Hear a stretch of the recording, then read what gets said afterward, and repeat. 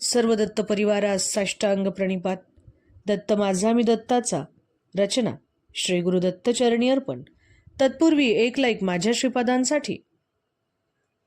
शंकर भट्टांना सर्पदंश झाल्यानंतर एका चर्मकाराच्या वैद्याने त्यांच्या सर्पदंशावरती इलाज केला. तेव्हा तो वैद्य शंकर भट्टांना बोलू लागला की त्याचे नाव वल्लभदास आहे आणि तो जरी नीच जातीचा असला तरी त्याला हे माहिती होते की शंकर भट्ट हे श्रीपाद श्रीवल्लभांच्या दर्शनासाठी कुरोपुरी जात आहेत आणि त्यांना कशा प्रकारे कावळ्यांकडून आणि त्या सापांनी कशा प्रकारे त्यांना दंश केला आणि त्यांचे नाव शंकर भट्ट आहे याची देखील माहिती त्या चर्मकारास होती.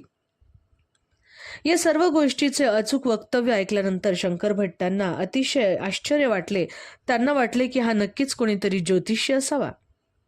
तेव्हा वल्लभदास शंकर भट्टांना म्हणाले की मी कोणी ज्योतिषी नाहीये, परंतु मी पिठिकापुरम या पुण्यभूमीमध्ये निवास करतो आणि या ठिकाणी काही अहंकारी पंडित होते आणि ते पंडित जे होते त्यांनी श्रीपाद श्रीवल्लभांचे खरे स्वरूप काय हे ते कधी जाणूच शकले नाही आणि ते सारखेच अर्थहीन तर्कवितर्क करत असत. त्यामुळे ते त्यांच्या कृपेला पात्र होऊ शकले नाहीत. तुला आत्ता ज्या कावळ्यांनी टोचून जखमा केल्या ना, ते कावळे म्हणजेच हे पूर्वजन्मीचे पिठिकापूर येथे राहत असणारे जे अहंकारी पंडित होते तेच आहेत. त्यांनी कधीही श्रीपाद श्रीवल्लभांचे महात्म्य जाणून घेतले नाही आणि स्वतःच्या अहंकारातच, स्वतःच्या व्यर्थ ज्ञान जे होते त्याच्या अहंकारातच त्यांनी आपले जीवन व्यतीत केल्यामुळे त्यांचा जेव्हा मृत्यू झाला त्यावेळेला ते स्वर्गात गेले असताना तेथे त्यांचा वेदपंडित घनपाठी असल्यामुळे त्या सर्वांचा सत्कार तर झालाच, परंतु त्यांना जेव्हा भूक लागत असेल आणि ते भुकेने व्याकुळ होत असत तेव्हा त्यांना खाण्यापिण्यासाठी कोणी काहीच देत नव्हते.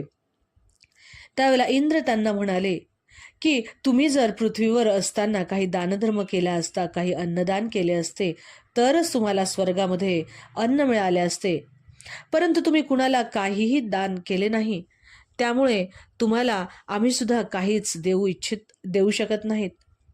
तुम्ही स्वर्गामध्ये कितीही काळ स्वेच्छेने राहू शकता, परंतु या ठिकाणी तुम्हाला केवळ अन्न पाण्या वाचूनच येथील जी काही स्वर्ग सुखे आहेत ती खरोखर शिक्षेसारखीच भोगावी लागतील. अवधूत चिंतन श्री गुरुदेव दत्त श्रीपाद श्रीवल्लभ यांचा जय जयकार असो.